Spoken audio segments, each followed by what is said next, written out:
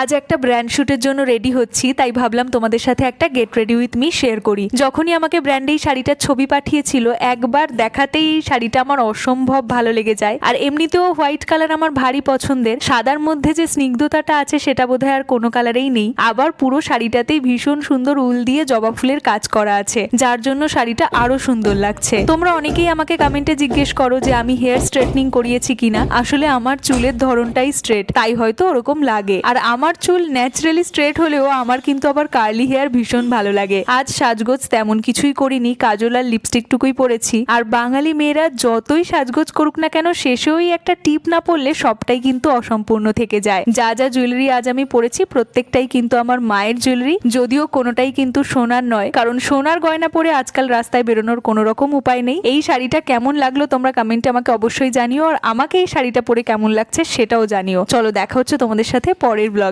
By.